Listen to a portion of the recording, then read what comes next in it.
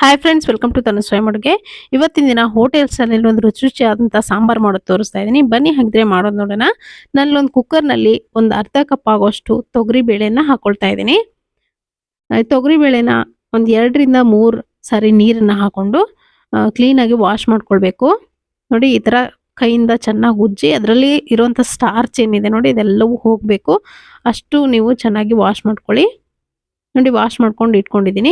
ಇದಕ್ಕೆ ನೋಡಿ ಮುಳುಗುವಷ್ಟು ನೀರನ್ನ ಹಾಕೊಳ್ತಾ ಇದ್ದೀನಿ, ಅಥವಾ ಒಂದು ಗ್ಲಾಸ್ ಆಗೋಷ್ಟು ನೀರನ್ನ ಹಾಕೊಂಡಿದ್ದೀನಿ. ಇದಕ್ಕೆ ನೋಡಿ ಒಂದು 2 ದೊಡ್ಡ ಗಾತ್ರದ ಟೊಮೆಟೊ ಕೂಡ ಈ ಥರ ಕಟ್ ಮಾಡ್ಕೊಂಡು ಹಾಕೊಳ್ತಾ ಇದ್ದೀನಿ. ಸ್ವಲ್ಪ ಎಣ್ಣೆ ಕೂಡ ಹಾಕೊಂಡಿದ್ದೀನಿ, 1 ಟೀ ಸ್ಪೂನ್ ಆಗೋಷ್ಟು ಎಣ್ಣೆ.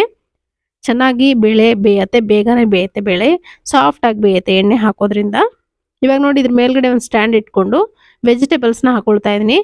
ಒಂದು ಆಲೂಗಡ್ಡೆ, ಒಂದು ಬದನೆಕಾಯಿ ಹಾಕೊಂಡಿದ್ದೀನಿ. ಜೊತೆಗೆ ನೋಡಿ ಬೀನ್ಸು ಒಂದು 2ರಿಂದ 3 ಬೀನ್ಸ್ ಹಾಕೊಂಡಿದ್ದೀನಿ ಕಟ್ ಮಾಡ್ಕೊಂಡು. ಆಮೇಲೆ ಸಾಂಬಾರ್ ಸೌತೆಕಾಯಿ ಅಂತ ಸಿಗುತ್ತೆ, ಅದನ್ನ ಹಾಕೊಳ್ತಾ ಇದ್ದೀನಿ. ಜೊತೆಗೆ ಕ್ಯಾರೆಟ್ ಕೂಡ ಸಣ್ಣದಾಗಿ ಉದ್ದುದ್ದಕ್ಕೆ ಕಟ್ ಮಾಡ್ಕೊಂಡು ಹಾಕೊಂಡಿದ್ದೀನಿ. ನಿಮ್ಗೆ ಯಾವ ವೆಜಿಟೇಬಲ್ಸ್ ಬೇಕೋ ಎಲ್ಲವನ್ನು ಹಾಕೋಬಹುದು. ಇದು ಮಾತ್ರ ಪರ್ಫೆಕ್ಟ್ ಆಗಿರುವಂಥ ಸಾಂಬಾರ್ ಮಾಡಲಿಕ್ಕೆ ಹೋಟೆಲ್ನಲ್ಲಿ ಬಳಸುವಂಥ ವೆಜಿಟೇಬಲ್ಸು. ಇದಕ್ಕೆ ನೋಡಿ ಒಂದು 2 ನುಗ್ಗೆಕಾಯನ್ನು ಕೂಡ ನಾನಲ್ಲಿ ಕಟ್ ಮಾಡ್ಕೊಂಡು ಹಾಕೊಂಡಿದ್ದೀನಿ. ಒಂದು 2 ಇಂಚಿನಷ್ಟು ಕಟ್ ಮಾಡ್ಕೊಂಡು ಹಾಕೊಂಡು ಕುಕ್ಕರ್ ಲಿಡ್ಡನ್ನ ಕ್ಲೋಸ್ ಮಾಡಿ ಇದನ್ನ 3 ವಿಷಲ್ನ ಕೂಗಿಸ್ಕೊಳ್ತೀನಿ. 3 ವಿಷಲ್ಗೆ ಪರ್ಫೆಕ್ಟ್ ಆಗಿ ನಮಗೆ ತರಕಾರಿನೂ ಬೇಯುತ್ತೆ, ಬೇಳೆನೂ ಬೇಯುತ್ತೆ. ಇವಾಗ ನೋಡಿ ತೆಗೆದು ತೋರಿಸ್ತಾ ಇದ್ದೀನಿ ಯಾವ ರೀತಿ ಪರ್ಫೆಕ್ಟ್ ಆಗಿ ಬೆಂದಿದೆ.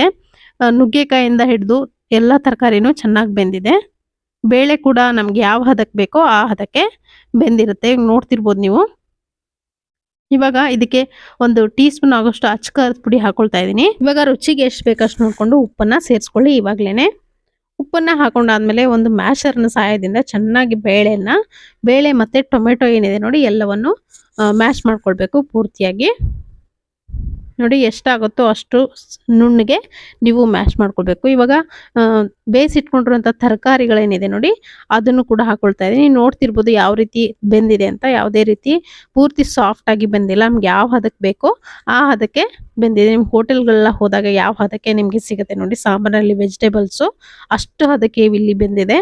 ನೀವು ಇದಕ್ಕೆ ಬೇಕಿದ್ರೆ ನೀರನ್ನು ಹಾಕಿ ಹೆಚ್ಚಿಸ್ಕೊಳ್ಬೋದು, ತೆಳುವಾಗಿ ಮಾಡ್ಕೊಬೋದು, ಗಟ್ಟಿಯಾಗಿ ಕೂಡ ನೀವು ಮಾಡ್ಕೋಬೋದು. ನೋಡಿ, ಗಟ್ಟಿಯಾಗಿ ಬೇಕು ಅಂದ್ರೆ ನೀರನ್ನ ಸೇರಿಸ್ಬೇಡಿ, ಅವಾಗ ಮುದ್ದೆಗೆ ಅನ್ನಕ್ಕೆ ಎಲ್ಲದಕ್ಕೂ ಆಗುತ್ತೆ. ಇವಾಗ ಕುದಿಯಕ್ಕೆ ಇಟ್ಟಿದ್ದೀನಿ ಸಾರನ್ನ. ಇವಾಗ ಒಂದು ಒಗ್ಗರಣೆ ಮಾಡ್ಕೊಳ್ಳೋಣ. ಒಗ್ಗರಣೆ ಪಾತ್ರೆಗೆ ಒಂದು 2 ಟೇಬಲ್ ಸ್ಪೂನ್ ಆಗೋಷ್ಟು ತುಪ್ಪವನ್ನು ಹಾಕೊಳ್ತಾ ಇದ್ದೀನಿ. ತುಪ್ಪದ ಒಗ್ಗರಣೆ ಮಾಡ್ಕೊಂಡ್ರೆ ತುಂಬಾನೇ ರುಚಿಯಾಗಿರುತ್ತೆ. ಬೇಕಿದ್ರೆ ನೀವು ಎಣ್ಣೆ ಕೂಡ ಸೇರಿಸ್ಕೊಳ್ಬೋದು. ಅರ್ಧ ತುಪ್ಪ ಅರ್ಧ ಎಣ್ಣೆಯಲ್ಲಿ ಮಾಡ್ಕೋಬೋದು ಒಗ್ಗರಣೆನ. ಒಂದು ಅರ್ಧ ಗೆಡ್ಡೆ ಬೆಳ್ಳುಳ್ಳಿನ ಜಜ್ಜಿ ಹಾಕೊಂಡಿದ್ದೀನಿ. ಸಾಸಿವೆ ಜೀರಿಗೆ 1 ಟೀ ಸ್ಪೂನ್ ಅಷ್ಟು, ಜೊತೆಗೆ ಒಣಮೆಣಸಿನಕಾಯಿ ಮತ್ತೆ ಕರಿಬೇವಿನ ಸೊಪ್ಪನ್ನು ಕೂಡ ನಾನಿಲ್ಲಿ ಹಾಕೊಂಡಿದ್ದೀನಿ. ಸೊ ಕೊನೆಯದಾಗಿ ಸ್ವಲ್ಪ ಇಂಗನ್ನು ಕೂಡ ಹಾಕೊಳ್ತಾ ಇದ್ದೀನಿ. ಇಂಗ್ ಹಾಕೋದ್ರಿಂದ ತುಂಬಾ ರುಚಿ ಚೆನ್ನಾಗಿ ಬರುತ್ತೆ ಸಾಂಬಾರ್ದು. ನೋಡಿ, ಚೆನ್ನಾಗಿ ಫ್ರೈ ಮಾಡ್ಕೊಂಡು ಗ್ಯಾಸ್ ಫ್ಲೇಮ್ನ ಆಫ್ ಮಾಡ್ಕೊಂಡಿದ್ದೀನಿ. ಇವಾಗ ಈ ಟೈಮ್ನಲ್ಲಿ ಗ್ಯಾಸ್ ಫ್ಲೇಮ್ನ ಆಫ್ ಮಾಡ್ಕೊಂಡಾದ್ಮೇಲೆ ಒಂದು 2 ಟೇಬಲ್ ಸ್ಪೂನ್ ಆಗೋಷ್ಟು ಸಾಂಬಾರ್ ಪೌಡರ್ನ ಹಾಕೊಳ್ತಾ ಇದ್ದೀನಿ. ನೀವು ಮನೆಯಲ್ಲೇ ಮಾಡಿರುವಂಥ ಸಾಂಬಾರ್ ಪೌಡರ್ ಆದರೆ ಅದನ್ನು ಕೂಡ ಬಳಸಿ, ಅಥವಾ ನೀವು ಹೊರಗಡೆ ಪ್ಯಾಕೆಟ್ಸ್ನಲ್ಲಿ ತಂದಿದ್ರೆ ಅದನ್ನು ಕೂಡ ನೀವು ಬಳಸ್ಬೋದು. ಒಂದು 2 ಟೇಬಲ್ ಸ್ಪೂನ್ ಆಗೋಷ್ಟು ಹಾಕೊಂಡಿದ್ದೀನಿ ನಾನು. ಹಾಕೊಂಡು ಈ ಎಣ್ಣೆನಲ್ಲೇ ಆ ಸಾಂಬಾರ್ ಪೌಡರ್ನ ಮಿಕ್ಸ್ ಮಾಡ್ಕೊಳ್ತಾ ಫ್ರೈ ಮಾಡ್ಕೋಬೇಕು. ಆ ಬಿಸಿನಲ್ಲೇ ಅಷ್ಟು ಬಿಸಿ ಆದರೆ ಸಾಕು ಸಾಂಬಾರ್ ಪೌಡ್ರು. ಈ ಥರ ಒಂದ್ಸತಿ ಖಂಡಿತವಾಗ್ಲೂ ನೀವು ಮಾಡಿ ನೋಡಿ. ಹಸಿ ಪುಡಿನ ನೀವು ಸಾರಿಗೆ ಸೇರಿಸೋ ಬದಲು ಈ ಥರ ಎಣ್ಣೆನಲ್ಲಿ ಸ್ವಲ್ಪ ಬಿಸಿ ಮಾಡಿಕೊಂಡು ಸಾಂಬಾರ್ ಪೌಡ್ರನ್ನ ಈ ಸಾಂಬಾರ್ಗೆ ಮಿಕ್ಸ್ ಮಾಡಿ ನೋಡಿ. ಆದ್ರೆ ಬರುವಂಥ ಟೇಸ್ಟೇ ತುಂಬ ರುಚಿಯಾಗಿರುತ್ತೆ. ಸಾಮಾನ್ಯವಾಗಿ ನೀವು ಸಾಂಬಾರ್ ಪೌಡ್ರಿಗೆ ಅಥವಾ ಬೇಳೆ ಕುದಿಯಕ್ಕೆ ಇಡುವಾಗಲೇ ಸಾಂಬಾರ್ ಪೌಡರ್ನ ಸೇರಿಸ್ತೀರಾ, ಅದು ಅಷ್ಟು ಚೆನ್ನಾಗಿ ಬರಲ್ಲ ಟೇಸ್ಟು. ಈ ಥರ ಒಂದ್ಸರಿ ಮಾಡಿ ನೋಡಿ, ತುಂಬ ರುಚಿಯಾಗಿ ಬರುತ್ತೆ. ತುಂಬ ಡಿಫ್ರೆಂಟ್ ಆಗಿ ಟೇಸ್ಟ್ ಬರುತ್ತೆ. ಹೋಟೆಲ್ನಲ್ಲಿ ಯಾವ ಟೇಸ್ಟ್ ಇರುತ್ತೋ ಅದೇ ಟೇಸ್ಟ್ ಬರುತ್ತೆ. ನಾನು ಕೊನೆಯದಾಗಿ ಬೆಲ್ಲವನ್ನು ಹಾಕೊಂಡಿದ್ದೀನಿ.